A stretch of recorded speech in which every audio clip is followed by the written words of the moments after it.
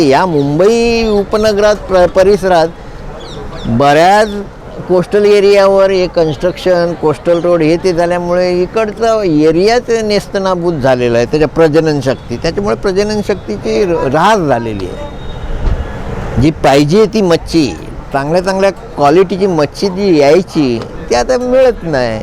हे ब्रिजनी तर पोटावर पाय दिलेलंच आहे, त्याचा काही इश्यूज नाही. आता काय तर ब्रिजमध्ये तर खूप त्रास आहे आम्हाला. आता बोटी काढताना त्रास आहे, बोटी घालताना त्रास आहे. त्याचा हिसका वाढला ना, पाण्याचा करंट वाढला आहे त्या ते गेटवर. हे आमच्याकडे स्थिर नाही ना समुद्र, आमच्याकडे लाटांचा समुद्र आहे इथे. त्याच्यामुळे काय होतं, प्रजनन शक्तीची जी वाढ पाहिजे ती होत नाही व्यवस्थित. तुम्हाला पाहिलं मॅनग्रोव्ह पण आता मुंबईत राहिले नाही ना, तर किती मॅनग्रोव्हचं हे होतं, आता काहीच नाही. मेन म्हणजे त्याला पोषक वातावरण मॅनग्रोव्हमध्ये प्रजनन शक्तीला फार महत्त्वाचं. 2 महिने बंद ठेवलं जातील बोटींना, तर ते का ठेवलं जातं? ॲक्च्युली 2 महिने जे बंदी आहे ती एक शासनाचा पण नियम आहे की 1 जून नंतर रेनी सीझनमध्ये मच्छीमारी शासनाने बंदी घातलेली आहे. त्याचं कारण काय, काही बोटी समुद्रात बुडालेल्या आहेत, काही माणसांना दगावलेली आहेत, त्याला प्रतिबंध म्हणून ह्या मच्छीमारी थांबवलेली आहे. हे 2 महिने बंद ठेवणं हे जरुरी का आहे? म्हणजे तुम्हाला काय वाटतं की ठीक आहे 2 महिने बंद ठेवलेले बंद ठेवले जरुरीच आहे. कारण काय? कारण याचं हेच आहे, कधी मच्छीचं आता तुम्हाला सांगितलेलं, मच्छी पण पहिल्याशी वाढली पाहिजे. त्याच्यामध्ये तुमचं माणसांना पण धोकादायक आहे. बोट पाण्यात ठेवली तर ते पाण्याला समुद्रात जाणार, तिथे वादळं होतात पावसाळ्याच्या टायमाला. त्या वादळात तुमचं काय पण होऊ शकतं. त्याच्या कारणाने ते मच्छीमारांना बंद ठेवायला लागते. मला सांगा, जे प्रजनन असतं मच्छ्यांचं ते 2 महिन्यामध्ये होतं ते कसं? प्रजनन म्हणजे काय की ह्या पिरियडमध्ये मच्छी मोठमोठी मच्छी किनाऱ्याजवळ अंडी टाकण्यासाठी येतं.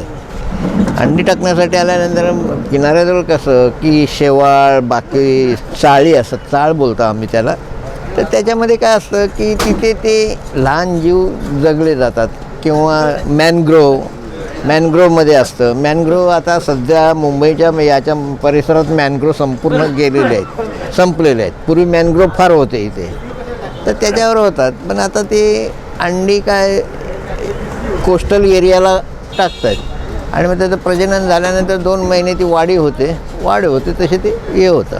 बरं, म्हणजे 2 महिने तुम्ही काय करता? आता आम्हीकडे नवीन जाळं आणणार, मार्केटवरून जाळं घेऊन येणार, ती घरात आम्ही बनवून घेणार, रिपेरिंग करणार, बोटींची रिपेरिंग कलर काय असेल ते काम ते करून घेणार. मॅक्झिमम 90% लोक मच्छीमारी करत नाही, बोटी किनाऱ्यावर चढवत आहेत आणि त्याला मग रंगरंगोटी हे बाकीच्या काय व्यवस्था आहे ती डागडुजी हे करत राहतात.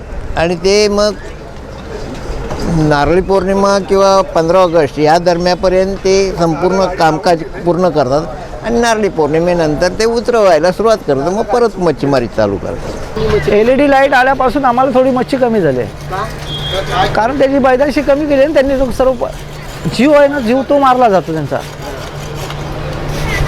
तुम्ही कशा प्रकारची मच्छी? आम्ही जाळीने घेतो, आम्ही पासा घेतो मच्छीचा. 3 बोटी 2 बोटी 4 बोटी 4 अंगल 5 अंगल ह्या टाईपची आम्ही जाळं वापरतो.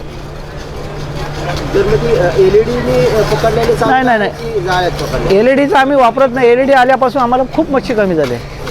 LEDचा आम्हाला कुठलाच फायदा नाही. LEDमुळे आमचा मच्छीचा अर्धा पाऊण शेअर त्यांनीच खाल्ला आहे. LEDवाल्यांनी आमचा शेअर खाऊन टाकला आहे.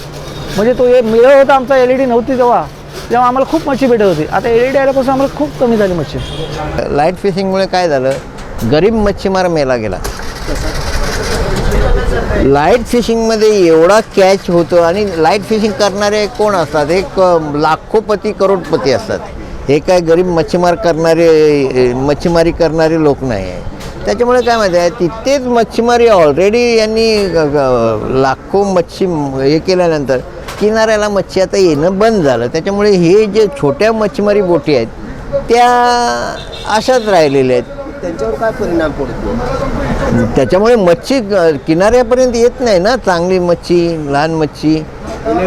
LED मुळे, LEDचं हे काय असतं, LED पर्सनेट याच्यामुळे मच्छी जबरदस्त आहे. याच्यामुळे तुम्हाला काय झालं की हे पर्सनेट LED पर्सनेटमुळे अनेक जाती नष्ट झालेल्या आहेत. माशांच्या ज्या जाती होत्या ही परिस्थिती कशी सुधारेल तुम्हाला काय वाटतं? याच्यामध्ये बदलाव आला पाहिजे तर कसा बदलाव आला पाहिजे? आता विकासाच्या कामामध्ये बदलाव तुम्ही कुठल्या परिस्थितीत आणणार? एक तर तुम्हाला विकासही चालू आहे आणि दुसरे मच्छीमार पण मरत आहेत. तर आता त्याच्यासाठी आंदोलनं हे ते कर, मग चला कॉम्पेन्सेशन द्या मच्छीमारांना.